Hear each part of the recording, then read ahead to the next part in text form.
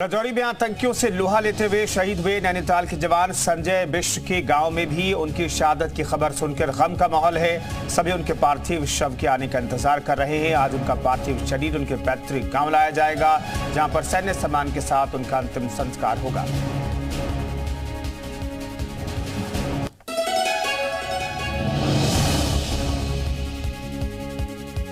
तो मुठभेड़ में जवान संजय बिष्ट भी शहीद हुए हैं।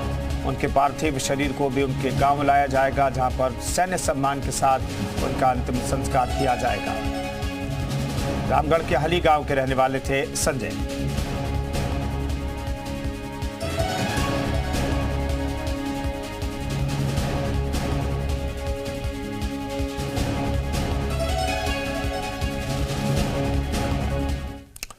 तो तमाम सहयोगी हमारे साथ जुड़ रहे हैं, उनसे हम बातचीत करेंगे। वहां पर क्या चल रहा है ये हम जानने की कोशिश करेंगे। आगरा से हमारे सहयोगी मनीष मौजूद हैं और प्रमोद कुमार हमारे साथ अलीगढ़ से मौजूद हैं। तमाम सहयोगियों का रुख करेंगे, लेकिन उनसे पहले आपको बताते हैं, राजौरी में आतंकियों को सबक सिखाते हुए देश के 5 वीर सपूतों ने सर्वोच्च बलिदान दिया।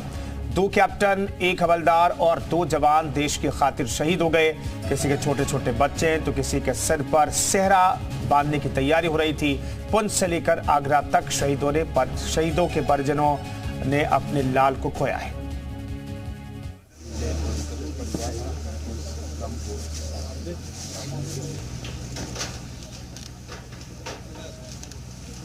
इधर कुमार रजत बोरा हमारे सहयोगी इस खबर पर बातचीत करने के लिए मौजूद हैं। राजौरी में चूंकि मुठभेड़ हुई है और वहां पर देश ने 5 जवानों को खोया है। रजत, क्या अपडेट है फिलहाल अब?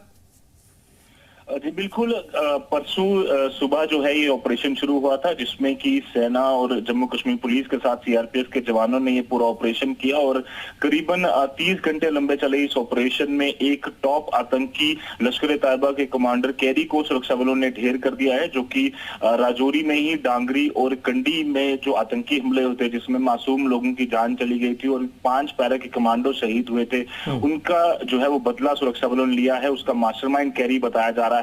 इसके अलावा आपको बता दें कि उसका एक और साथी भी जो है वो इस ऑपरेशन में ढेर कर दिया गया है। वहीं दुखद खबर यह है कि हमारे 5 जो जवान हैं, जिसमें 2 कैप्टन और 3 सोल्जर्स जो हैं वो शहीद हुए हैं। साफ तौर पर एक बहुत बड़ी क्षति पूरे देश के लिए, पर गर्व का पल उन पूरे परिवार के लिए जरूर है कि उन्होंने आज सर्वोच्च बलिदान दिया है, एक टॉप टेररिस्ट को भी मार गिराया। साथ ही साथ इस ऑपरेशन में बड़ी कामयाबी इसलिए भी है क्योंकि पिछले काफी समय से ये टेररिस्ट इन इलाकों में एक्टिव था और राजौरी और पुंछ में जितने भी आतंकी हमले पिछले 1 साल में हुए उसमें ये पूरी तरह से शामिल था। और साफ तौर पर कहीं ना कहीं अब आगे भी लगातार ऑपरेशन चल रहे हैं। कोशिश यही है कि राजौरी और पुंछ में जो आतंक फैलाने की साजिश पाकिस्तान द्वारा रची गई है उसे पूरी तरह से उनके मंसूबों में पानी फेर दिया गया है। शुक्रिया रजत इस खबर पर जानकारी देने के लिए। तो 2 आतंकवादियों को मार गिराया गया है।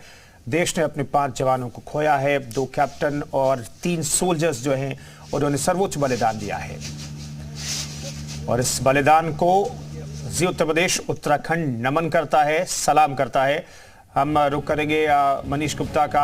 आगरा के लाल ने भी अपना सर्वोच्च बलिदान दिया है। मनीष, वहां पर कब तक पार्थिव शरीर आएगा और कहां पर अंतिम संस्कार किए जाने की तैयारी है, चूंकि राजकीय सम्मान, सैनिक सम्मान के साथ किया जाना है अंतिम संस्कार?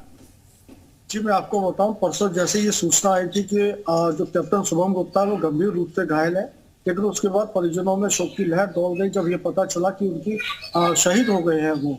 तो पूरे दिन लोगों का तांता लगा रहा और जो अभी हमारी बात हुई है उसमें 12 बजे और 1 बजे के आसपास उनका पार्थिव शरीर पहुंचने की बात कही जा रही है। जो स्थानीय सैन्य अधिकारी हैं वो लगातार परिजनों के संपर्क में बने हुए हैं और पास में नजदीक में 5 से 7 किलोमीटर की दूरी पे उनका पैतृक गाँव है कुआखेड़ा। तो वहीं पर ही उनका जो अंतिम संस्कार जो है वही कुआखेड़ा में होगा। लेकिन जो निज निवास है प्रतीक एनक्लेव जो सिर्फ ग्राम के पास पड़ता है, थाना ताजगंज में, वहां से लेके वहां तक उनकी अंतिम यात्रा निकाली जाएगी, जिसमें शहर के गणमान्य लोगों के साथ ही पूरे राजकीय सम्मान के साथ उनका अंतिम संस्कार किया जाएगा। सेना की जो गारद है वो मौजूद रहेगी यहाँ पर और पूरी तरह से सजाकर जो सेना की गाड़ी रहती है उस पर अंतिम यात्रा निकाली जाएगी। लोगों की भावनाएं उमड़ रही हैं कि किस तरीके से मात्र 25-26 साल के युवा ने अपना सर्वोच्च अपने लाल को सभी अंतिम विदाई देना चाहते हैं। प्रमोद का भी रुख करते हैं। प्रमोद, वहां पर कब सैनिक का पार्थिव शरीर आएगा? बिल्कुल कुंदन, देखिए अलीगढ़ से बेहद दुखद करने वाली ये खबर सामने आई है कि अलीगढ़ का एक सचिन नाम का युवक जो पिछले 2019 में आर्मी में भर्ती हुआ था और कल यानी जम्मू कश्मीर में आतंकियों से लोहा लेते वक्त शहीद हो गए और उनका पार्थिव शरीर आज दोपहर लगभग 12 से 2 बजे के बीच में अलीगढ़ स्थित उनके गांव में आ जाएगा। और देखिए जानकारी जैसे ही परिवार के लोगों को हुई, पूरे गांव में कोहराम मचा हुआ, हर कोई दुखी नजर आ रहा है। कल से पूरे गांव में जो गांव की नॉर्मल बातें होती है, यानी खाना तक किसी भी घर में चूल्हे नहीं जले। और देखिए सबसे बड़ी बात यह है कि इसमें 8 दिसंबर को शहीद सचिन की शादी होनी थी और शादी की तैयारियां दोनों ही परिवारों में बड़े ही धूमधाम से चल रही थी और ऐसे में ये खबर सामने आ जाना अपने आप में बेहद दुखद खबर है। और देखिए गांव में कल से लगातार लोगों का तांता लगा हुआ है। लोग जितने भी उनके शुभचिंतकों के साथ साथ रिलेटिव और जो तमाम लोग हैं वो लगातार उनके घर पर पहुंच रहे हैं और दुख प्रकट कर रहे हैं। देखिए सचिन सबसे बड़ी जो सचिन शहीद हुए हैं, दोनों ही तरफ से लड़की वाले जो थे उन्होंने भी शादी की जो प्रक्रिया है वो पूरी कर दी थी, यानी जो सगाई थी वो सगाई हो गई थी। और ऐसे में ये बेहद दुखद और परेशान करने वाली खबर सामने आई है। जी शुक्रिया मनीष और शुक्रिया प्रमोद खबरों पर जानकारी देने के लिए। तो सचिन और शुभम गुप्ता के पार्थिव शरीर उनके पैतृक गांव आएंगे और वहां पर सैनिक सम्मान के साथ दोनों का अंतिम संस्कार किया जाएगा। तो राजौरी में मुठभेड़ के दौरान देश ने 5 जवानों को खोया है, लेकिन शहादत से पहले उन्होंने आतंकियों को उनके अंजाम तक पहुंचा दिया।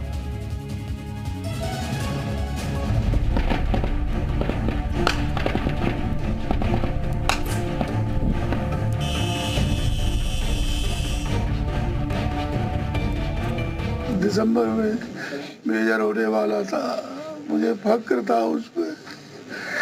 वर्दी में देखता था मैं, गर्व से सीना चौड़ा हो जाता था। जिस अफसर बेटे पर कल तक पिता को गर्व था, आज पूरा देश उस नौजवान की शहादत पर गर्व महसूस कर रहा है। महज 26 साल की उम्र में कैप्टन शुभम गुप्ता देश की खातिर कुर्बान हो गए। बुधवार को राजौरी में आतंकियों से मुठभेड़ के दौरान शुभम ने सर्वोच्च बलिदान दिया। बेटे की शहादत की खबर मिलते ही पिता और परिवार के दूसरे सदस्यों पर दुखों का पहाड़ टूट पड़ा। पिता की आंखों से आंसू थम नहीं रहे, लेकिन किसी तरह वो खुद को संभाल रहे हैं। 25-26 तक आ जाऊंगा। 9 तारीख को छोटे भाई का बर्थडे है, 9 दिसंबर को उसको करने के बाद जाऊंगा। अगर जल्दी जाना हुआ तो फिर मैं 1-2 दिन पहले सेलिब्रेट कर लेंगे बर्थडे, लेकिन आऊंगा, जल्दी आऊंगा। मेरा काम बस हो जाए उसके लिए लगाऊं 15 दिन से, लेकिन हो नहीं पा रहा है, बार बार टल जाता है। और उसी अभियान में उसने अपना बलिदान दिया। शहीद कैप्टन शुभम गुप्ता बचपन से ही काफी होनहार थे और 10वीं पास करने के बाद से ही उन्होंने सेना में जाने की तैयारियां शुरू कर दी थी। 12वीं के बाद 2015 में एनडीए की परीक्षा पास की और आईएमए में ट्रेनिंग शुरू की। 2018 में उन्हें सेना में कमीशन मिला और बतौर लेफ्टिनेंट जाबाज शुभम ने कई स्पेशल ऑपरेशंस को अंजाम दिया था। इसके बाद उनका प्रमोशन हुआ और 9 पैरा फोर्स में कैप्टन के तौर पर देश सेवा कर रहे थे। मुझे फक्र हुआ उस समय जब उसके कमांडेंट ने कहा, आपके बेटे ने बहुत बड़ा काम किया है, तुम्हें गर्व करना चाहिए इससे बेटे पर। उसने इतना बड़ा काम करके गया है